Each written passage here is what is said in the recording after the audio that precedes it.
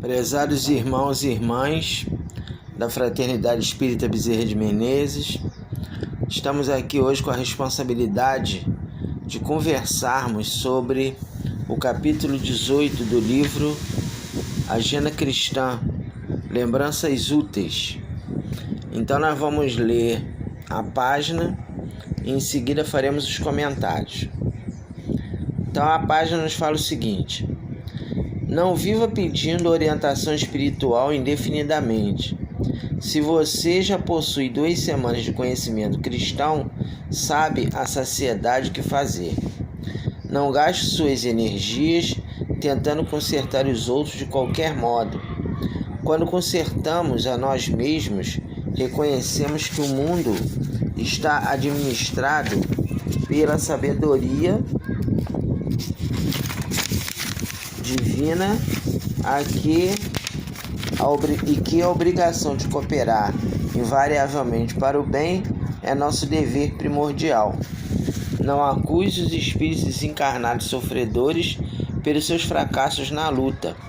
Repare o ritmo da própria vida, examine a receita e a despesa, suas ações e reações, seus modos e atitudes, seus compromissos e determinações, e reconhecerá que você tem a situação que procura e colhe exatamente o que semeia.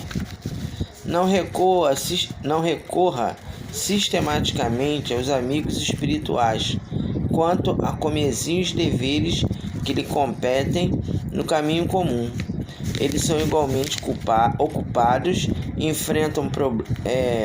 enfrentam problemas maiores que os seus, detêm responsabilidades mais graves e imediatas, e você, nas lutas vulgares da terra, não teria coragem de pedir ao professor generoso e benevolente que desempenhasse funções de ama seca. Não espere a morte para solucionar as questões da vida, nem alegue enfermidade ou velhice para desistir de aprender, porque estamos excessivamente distantes do céu. A sepultura não é uma cigana cheia de promessas miraculosas, e sim uma porta mais larga de acesso à nossa própria consciência. Então, feita a leitura da página, vamos então fazer os comentários. Então, primeiro aqui ele fala que a gente não deve, que nós não podemos ficar indefinidamente pedindo orientação espiritual. É um mau hábito nosso, um atavismo de outras religiões que nós já passamos, de esperar milagres. Então a gente quer que os amigos espirituais resolvam os nossos problemas materiais. E aí a gente fica perguntando, falando como é que resolve o problema. Então às vezes a gente sabe que nós temos 3 tipos de orações. É a oração de louvar, de pedir e agradecer. E a oração que nós mais utilizamos é a de pedir, agradecer muito pouco e louvar menos ainda. O que é uma prece de louvar a Deus? É uma prece de você agradecer a Deus pela sua onipotência, pela providência divina. É uma prece de adoração ao Pai, de submissão do Filho diante da vontade do Pai. Então isso raramente nós fazemos. Agora, pedir a gente pede bastante. Então nós temos que procurar pedir para os outros. E para nós, claro, a gente vai pedir, mas não como nós fazemos normalmente, que toda hora a gente está incomodando os amigos espirituais com solicitações. E por que isso? E tem um ensinamento que nos fala o seguinte: procure o reino dos céus e tudo mais vos será dado por acréscimo de misericórdia. O que significa isso? Se nós nos pacificarmos intimamente, se nós lutarmos para sermos menos egoístas, menos orgulhosos, menos vaidosos, todos os nossos problemas se resolverão naturalmente. Porque o nosso problema que nós encontramos na nossa vida é exatamente a presença desses 3 males espirituais: o egoísmo, o orgulho e a vaidade. A pessoa egoísta só pensa em si, não pensa em ajudar o próximo. A pessoa vaidosa se acha superior aos demais. E o orgulhoso, ele também é uma pessoa preconceituosa, Além de ele se achar melhor, ele é preconceituoso, que ele acha que o outro sempre está errado, só ele que está certo, ele é o dono da verdade. Então, se nós transformarmos esses impedimentos em humildade e caridade, as outras coisas tudo a gente vai resolver naturalmente, sem precisar ficar pedindo nada aos espíritos, porque se nós estivermos pacificados intimamente, a gente fica mais tranquilo diante dos desafios da vida, a gente já vai reclamar menos. Uma série de erros que nós cometemos, nós já não vamos fazê-lo, porque estaremos mais vigilantes. Aí ele continua aqui, ó: não gaste suas energias tentando consertar os outros de qualquer modo. É outro problema grave que nós temos, principalmente em relação aos nossos familiares, que a gente quer que o outro pense como nós. E a gente vê às vezes a família que tem pessoas com religiões diferentes, então nós às vezes temos aquele posicionamento que o outro está errado, e nós temos que convencê-lo de que a nossa religião é melhor, o nosso modo de agir é melhor.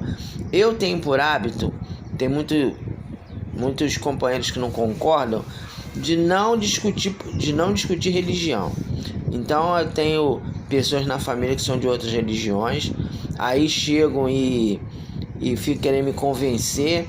Aí eu falo: olha, eu respeito a sua religião, mas eu sou espírita, vamos mudar de assunto, você não vai me convencer de nada, porque é uma discussão estéril. Você ficar querendo convencer o outro que a religião dele está com limitações é uma discussão estéril. E isso acontecerá naturalmente. Nós, na reunião mediúnica, em várias ocasiões, nós tivemos um relato de pessoas evangélicas que não acreditavam na reencarnação, que não acreditavam na vida espiritual, que achavam que mediunidade era coisa do demônio, se comunicando e falando que estava sendo necessário rever os seus posicionamentos, rever as suas atitudes, porque ao desencarnar eles estão vendo que existem coisas que eles não acreditavam, não levavam em conta, mas que é real. Então a gente vê alguns pastores, alguns profitentes da igreja evangélica, né, que no momento me parece que é a mais radical, né, nessa coisa de não aceitação da religião do outro, e eles falando que a partir do momento que eles desencarnaram, eles estão mudando de atitude. Então nós temos que ter esse cuidado, né, de não querer impor ao outro o nosso modo de agir. E nós também não podemos usar a verdade como arma, porque o fato também de você não querer mudar o outro não significa que você vai ter que aceitar tudo de errado que o outro está fazendo.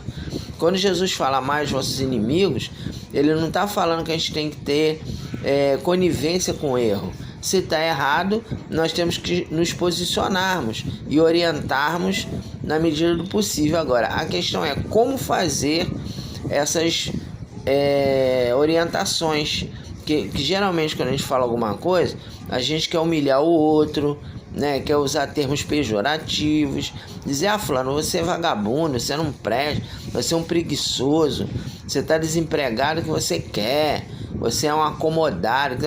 Então nós usamos uma série de adjetivos pejorativos que pioram a situação. Então a gente tem que ter todo um cuidado de não usar a verdade como arma, né? Falar o que a pessoa precisa ouvir, mas sem ofender, sem humilhar. Continuando no próximo item, André Luiz nos fala o seguinte: não acuse os espíritos encarnados sofredores pelos seus fracassos.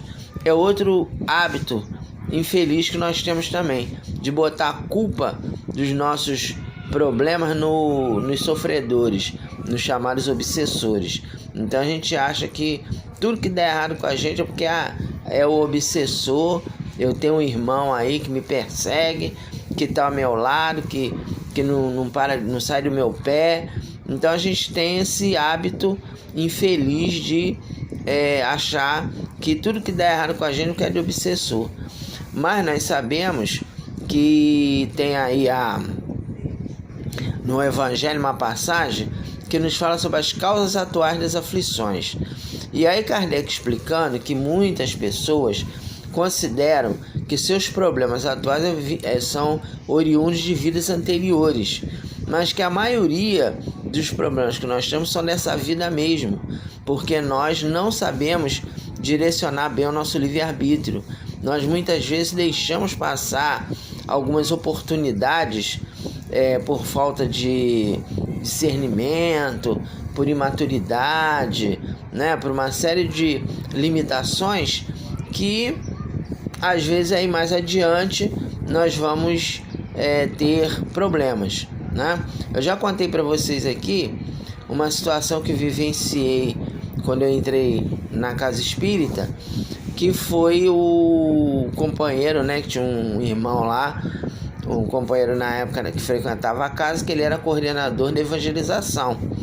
Aí ele casou, né, e falou assim para mim: ô Fernando, eu vou me casar e eu vou ficar 15 dias afastado aqui da evangelização, então eu vou te pedir para você coordenar aqui para mim e tal, durante esse período, mas pode deixar que daqui a 15 dias eu tô de volta.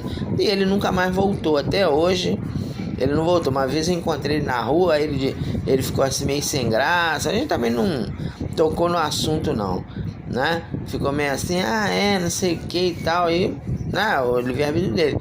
Eu naquele momento, não tô querendo me vangloriar de nada, só tô querendo explicar a vocês que a gente tem que saber direcionar o nosso livre-arbítrio. Eu confesso a vocês que eu pensei em desistir. Eu falei assim, como é que porque passados os 15 dias, na época nós tínhamos uma média lá de 60 a 70 crianças na evangelização. E como ele se afastou, as moças que tinham lá também, que ajudavam na evangelização, se afastaram também. Foi uma debandada em massa, todo mundo saiu. Aí chegava aquelas crianças de todas as idades na evangelização, grande, pequena, 5 anos, de 10 anos, tudo junto, e olha, tocava o terror lá no centro. A gente ficava numa sala que tinha ali embaixo, que agora é uma sala de depósito, mas na época era utilizada, era tipo um subsolo, mas a gente utilizava no trabalho, né, naquela época.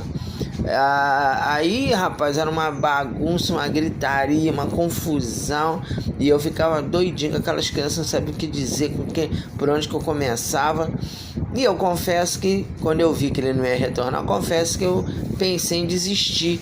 Falei, melhor vou desistir, pra quê, né? Que eu vou ficar esquentando minha cabeça com o filho dos outros. Mas eu, por algum motivo, eu falei assim, não vou desistir não, eu vou continuar. E aí eu fui tentando fazer o que eu podia, fiz curso de evangelização.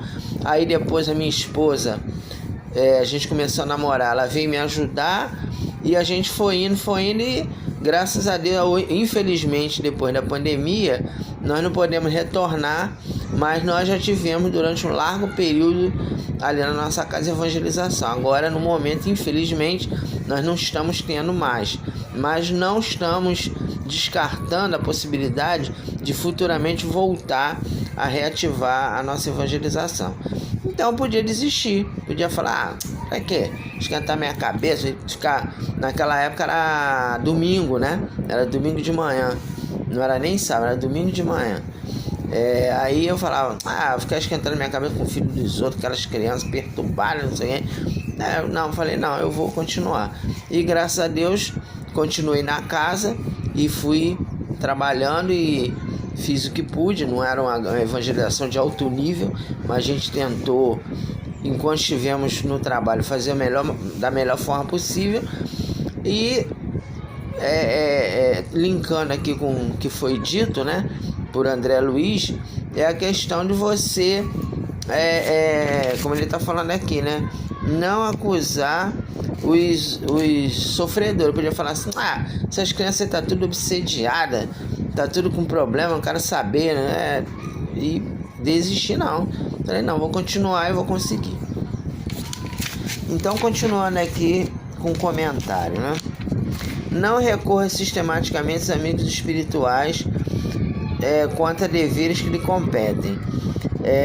o professor generoso e benevolente não desempenha funções de amacica. Então, ainda dentro dessa questão de nós entendermos que as nossas dificuldades nós temos que saber administrar, é também aquela questão de você não se deu uma coisa errada, você não ter aquele questionamento: poxa, onde é que estava meu mentor? Onde é que estavam os guias da casa que não viram isso acontecer? Eu não mereço isso, o que eu estou passando por isso? Então a gente também tem que ter o entendimento que não é pelo simples fato de nós estarmos no centro que a gente não vai ter problema, né? Que a nossa vida vai ser uma maravilha, um mar de rosa, vai tudo dar certo. Não, muito pelo contrário. Às vezes até quanto mais você está trabalhando, quanto mais você está empenhado, mais dificuldade.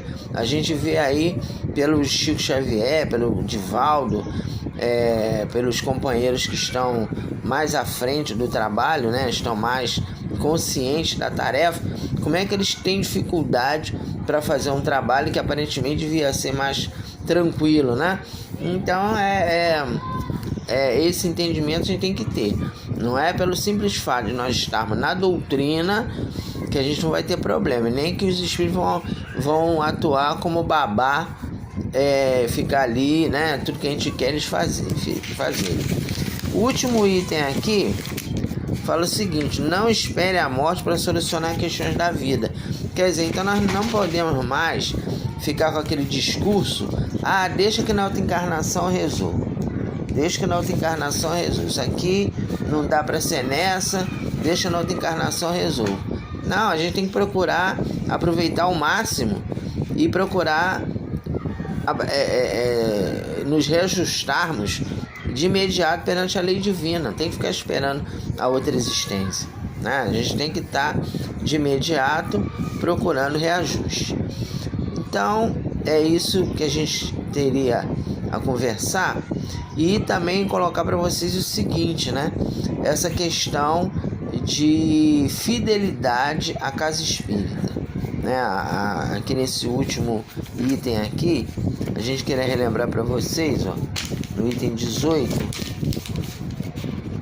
não espere a morte. Quer dizer, então também é a coisa de você ter fidelidade à tua casa espírita, né? Porque às vezes a gente fala assim: eu vou sair do centro porque eu não gosto do fulano, eu vou sair do centro porque eu tô melindrado, eu me melindrei com a diretoria não é o que não tá fazendo as coisas do jeito que eu quero, não tá agindo da maneira que eu desejo, então eu vou sair do centro.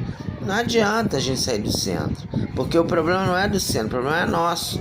Somos nós que temos que aprender a conviver com as dificuldades. Não é que achar, porque nós somos espíritas, que a gente vai...